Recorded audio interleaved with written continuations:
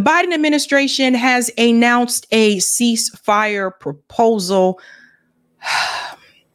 except this proposal is not new. We'll get into that in just a second, but I want to start with this speech from Joe Biden. This is his attempt to try to bring the hostages home, but also his attempt to try to make Hamas look to be the guilty party, even though they've already accepted this proposal and Israel has not. Let's get into this speech here from Sleepwalker himself, Joe Biden.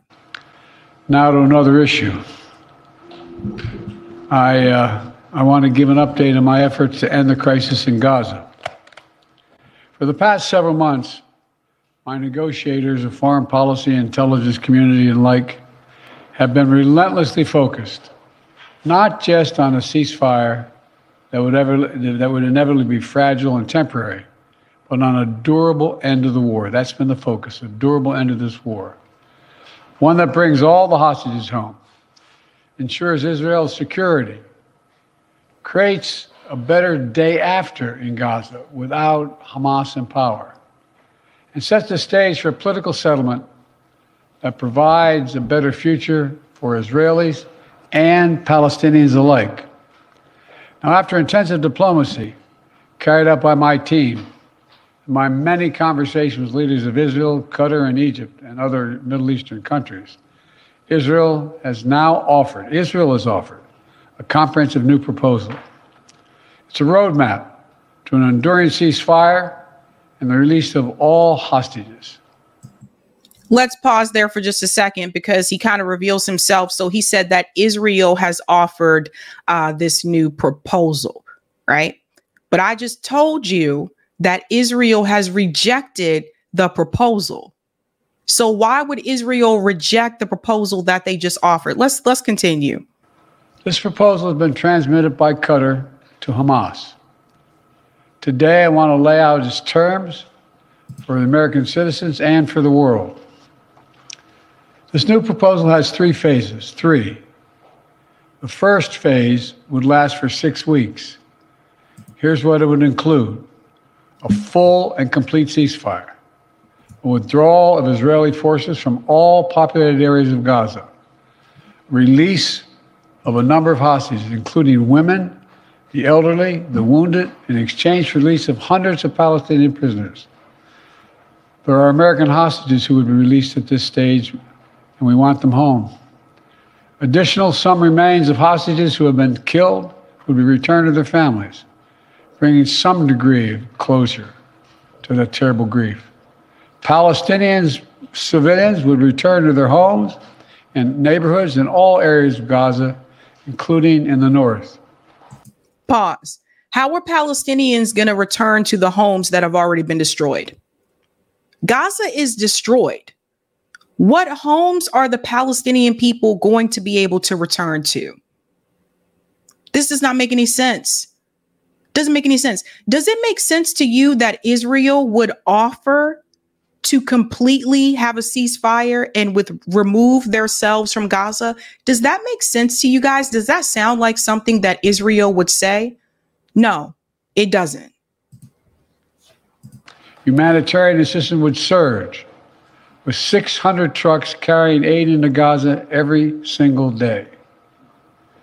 With the ceasefire, that aid could be safely and effectively distributed to all who need it. Hundreds of thousands of temporary shelters, including housing units, would be delivered by the international community. All that and more would begin immediately. During the 6 weeks of phase one, Israel and Hamas would negotiate the necessary arrangements to get to phase two, which is a permanent end to hostilities. Now, I'll be straight with you. There are a number of details to negotiate to move from phase one to phase two. Israel will want to make sure its interests are protected. But the proposal says if the negotiations take longer than 6 weeks for phase one, the ceasefire will still continue as long as negotiations continue. Does this sound like something that Israel would propose themselves, that they would actually say all this time that Israel has been saying have a right to defend ourselves and we are going to continue to try to get rid of Hamas. We will continue to fight. We are ignoring what the ICC is telling us to do to pull out of Rafah and end military operations. We will continue to fight. Now, all of a sudden, we're supposed to believe that Israel has decided to end all fire. This is terrible. The United States, Egypt, and Qatar would work to ensure negotiations keep going. All agreements, until all the agreements are reached and phase 2 is able to begin. Then phase 2, there'd be an exchange for the release of all remaining living hostages, including male soldiers. Israeli forces would withdraw from Gaza. And as long as Hamas lives up to its commitments, a temporary ceasefire would become, in the words of the Israeli proposal, the cessation of hostilities permanently. End of quote. Cessation of hostilities permanently. Finally, in phase 3, a major reconstruction plan for Gaza would commence. And any final remains of hostages who've been killed would be returned to their families. That's the offer that's now on the table. And what we've been asking for. It's what we need.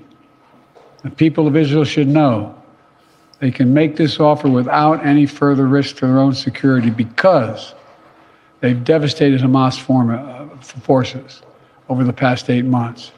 At this point, Hamas no longer is capable of carrying out another October 7th, which is one of Israel's main objectives in this war, and quite frankly, a righteous one. Thanks for watching. Stay updated. So first and foremost, there were problems with a lot of things that he said in that statement. Again, this idea that Joe Biden is pretending like this is some new proposal. This is not a new proposal, right? So Medea Benjamin is already calling this out. Medea Benjamin says, make this a little bit bigger.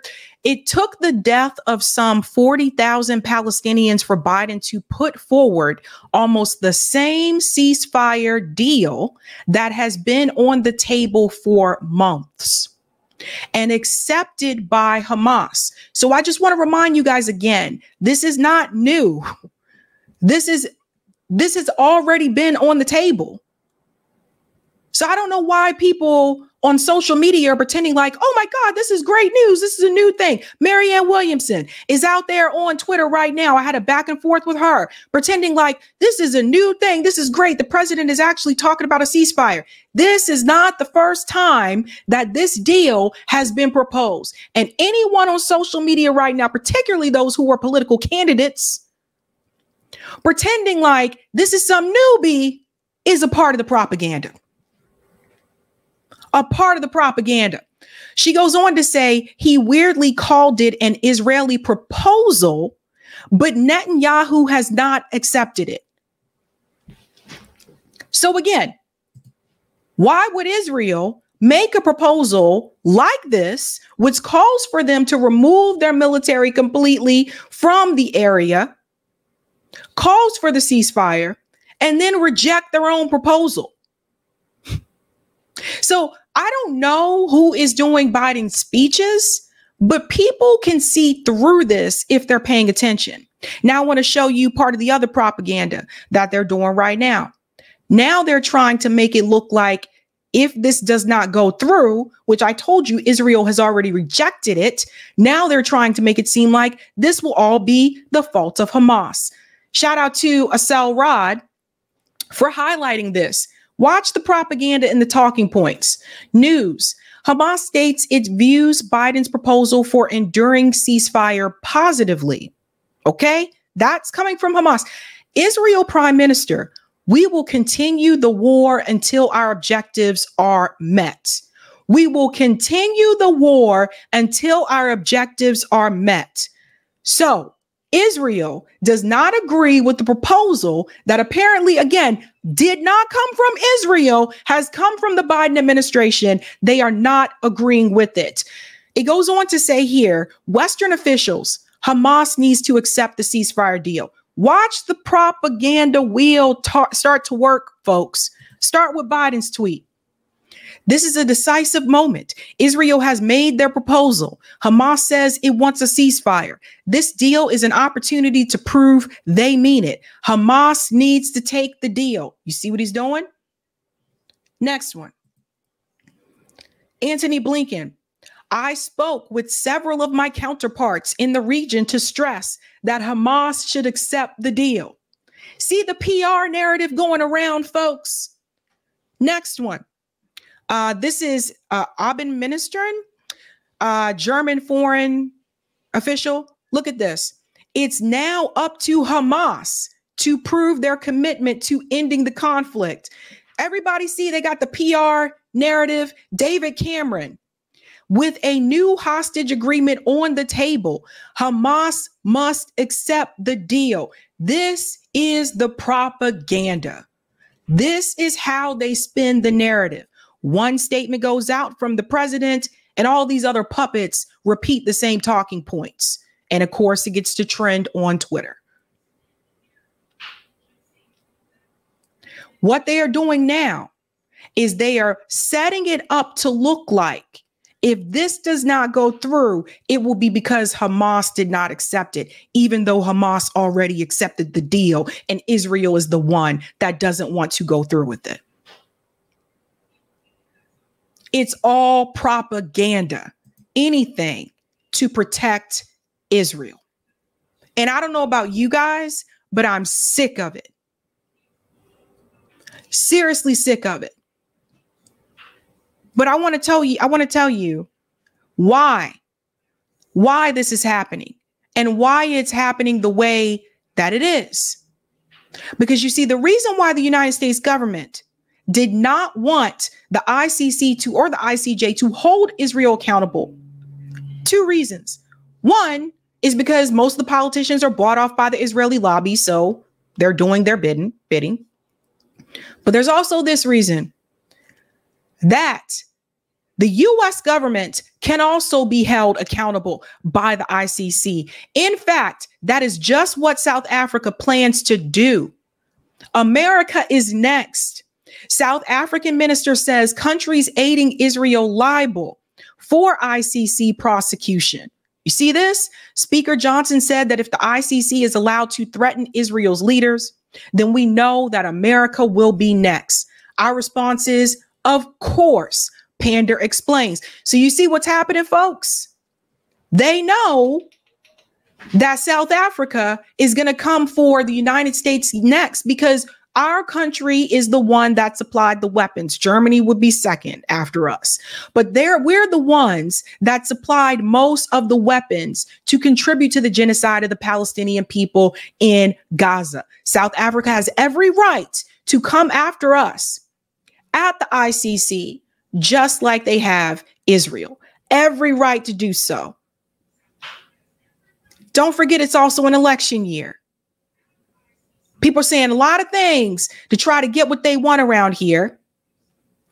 Kenneth Roth is pointing this out as well, because I just want to show you the way they just blatantly lie to your face. You cannot go by their statements. You have to look at their actions, because they're saying all of this. We want this to end. We want a ceasefire. This is the proposal. It's all up to Hamas, even though Israel is the one that rejected it. And at the same time, they have invited Netanyahu to come to Congress. They have invited a war criminal to come to Congress. Kenneth Roth pointed this out. The ICC prosecutor is seeking an arrest warrant for Netanyahu for his war crime starvation strategy in Gaza. So congressional leaders, including Chuck Schumer and Hakeem Jeffries, invite Netanyahu to speak before Congress. Shameful. So do you see what I mean when I say don't focus on their statements, pay attention to their actions? The Biden administration is full of it. Full of it. So this is from Speaker Mike Johnson. He shared this, but he's not alone. I am honored to invite Israeli Prime Minister Netanyahu to address a joint meeting of Congress. Now, why is Speaker Mike Johnson honored to do so because he receives a lot of money from AIPAC. A lot. Bought and paid for. Same with Hakeem Jeffries. That's why his name is on this letter. So you'll see the address here. Congress of the United States. This was May 31st, 2024. His Excellency Benjamin Netanyahu. You see how they address this guy? His Excellency. Dear Prime Minister, last year, Congress was proud to host the Israeli President Isaac Herzog in DC to celebrate 75 years of friendship and partnership between our two democracies. Less than 3 months later, the horrific attacks of October 7th shocked the world and forced your nation into fight for its very existence. We join the state of Israel in your struggle against terror, especially as Hamas continues to hold American and Israeli citizens captive and its leaders jeopardize regional stability. See this? For this reason, on behalf of the bipartisan leadership of the United States House of Representatives, we would like to invite you to address a joint meeting of Congress. So look at the signatures. Mike Johnson, Chuck Schumer, Mitch McConnell, and Hakeem Jeffries. This is bipartisan support. Not just the Republicans, not just the Democrats, but both. So this is why, and we'll go to this here because I want to go to show you what's happening on the other end of things. Because this is why I say the things that I say. You cannot fall for the propaganda this time around again. You have to pay attention to what they are doing, not what they are saying. If Joe Biden was serious, why would you bring this war criminal to Congress?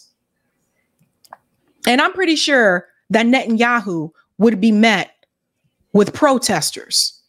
Pretty sure he would be met with that. Now, I say this because check this out. Here's Marianne Williamson. I almost called him Netanyahu. Sorry. Watch this. You see what's happening? Biden's speech on Friday is the closest we've come to the beginning of the end of the war in Gaza. His proposal is late, but at least it's happening. Once again, this deal is not new. We have already seen this proposal before. This is Marianne Williamson pretending to be ignorant on purpose. She goes on to say, Hamas has responded positively. Let's pray the Israeli far right won't be able to torpedo the plan. Okay. They already rejected it. We have to keep our eyes on what's important. And that has to do with the 2024 election. Pay attention, folks. Trump wants the following: Israeli annexation of the West Bank, legalization of the settlements, and support for the permanent Israeli military control of Gaza. The rest of the far-right GOP is right there with him, such as in this outrageous warmongering by Nikki Haley in Israel the other day. For those who wish to see genuine peace in Palestine and Israel, the defeat of Donald Trump and the GOP has to be our highest goal. So let me tell you what's happening here, okay? Marianne Williamson, who's running for president under the Democratic Party and said she was running to the left of Joe Biden, is telling people to basically, she's doing this in a sneaky way, to support Joe Biden if you want to help the Palestinian people, even though the genocide is happening under his administration. Marianne Williamson wants you to think there is a difference between Donald Trump and Joe Biden when it comes to Israel. There is no difference. Both of them are controlled by the Israeli lobby. Joe Biden has taken the most money from the Israeli lobby. So here she is trying to play this game and make the American people think, and the rest of her base, whoever still supports her, think that you would be helping out the Palestinians by supporting Joe Biden. The reality is you are not helping out the Palestinians by supporting Biden or Donald Trump. That's the reality. And Marianne Williamson knows that. This was disgusting to me. Disgusting. And so I had to say something here. I said Biden should not be rewarded for genocide. This is a horrible approach. This is no different from what Bernie Sanders said months ago. You cannot expect change by caving to corporate politicians owned by AIPAC. And this is the reason, ladies and gentlemen, that the progressive movement that was in this country never got further than it did. Because every person who runs under this label and says that we are going to fight back against the establishment, in the end, they tell you to go along with the establishment. Bernie Sanders did it twice. Now he's doing it again. Marianne Williamson is doing it. You got squad members out there doing it. They may stand up there and say they care about the Palestinian people and to stop the genocide, but they're also endorsing Joe Biden. So they're all full of it. This is why we don't get any progressive wins on a national level, because none of these people are brave enough and bold enough to hold the damn line, even when it comes to a genocide. How dare you sit there and tell people, well, you better vote for Joe Biden because it will be worse with Trump. What's worse than a genocide? Tell that to all the Palestinian Americans that have lost their family lines in Gaza, Marianne. Tell that to them.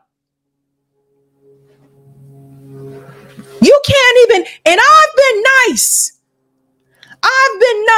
But I said it a long time ago. I said it last year. I said that Marianne Williamson was a Zionist, and I got ridiculed. We got ridiculed over at RBN for that. We told you exactly who she was. We told you what she was saying. Even from those deleted tweets, we still had the screenshots, damn it. Because at the end of the day, Marianne still wants the state of Israel to exist. It was just a couple of months ago that she said on an interview that Gaza was not occupied. What is happening here? And say what you want about me, but I was right. And I don't come say that on here often. I told you she was a Zionist, and I told you that in the end, she was going to funnel you into the Democratic Party establishment to vote for Joe Biden. So for all of you that came after me and said I was mean, and I wasn't as mean as I could have been. I was mean. I wasn't giving her a chance. I was being foolish. No, I was right, because I sniffed that shit out early on. So they're all going to start coming out of the woodwork. Now they got Marianne to do the damage. Marianne, come in and get your base to fall in line with Joe Biden, just like Bernie Sanders did. When we get to the George Galloway story, you'll see the difference between what holding the line looks like and what we had with the progressive movement in this country. We didn't hold the line. The progressive movement never held the line. Even people who supported Marianne, they have gone out and endorsed Jill Stein now. And Marianne is out here telling you to support Joe Biden in this sneaky, underhanded way. And then she did come back and say, I assure you, AIPAC loves that you think that. And I said, wait a minute now. I assure you that AIPAC owns politicians in both parties. If you really care about Palestinians, you wouldn't tell your supporters to reward genocide. But as I said over a year ago, you are a Zionist. And she said, lies and insults, so sad to me. Well, you just have to be sad. Nobody was lying. Nobody was lying about this. I told you with time, it would reveal itself. And now you see it.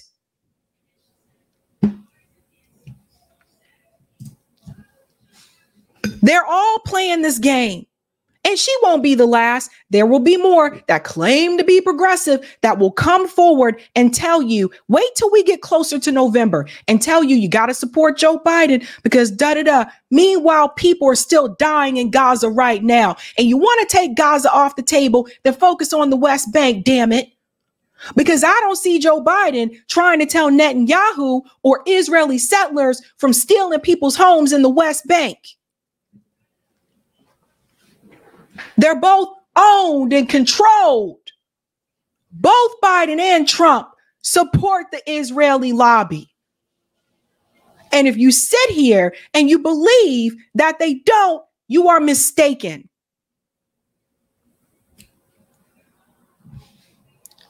We'll go to the second part, Eric, when you're ready, of Type VNC. People cannot fall for this. I will not sit up here and let my audience fall for these lies. I will not. I didn't have a show when Bernie ran in 2020. But I made sure that when I started this channel, I was not going to let people fall for this again. And Marianne took all that money from people, and she did exactly what I told you she would do.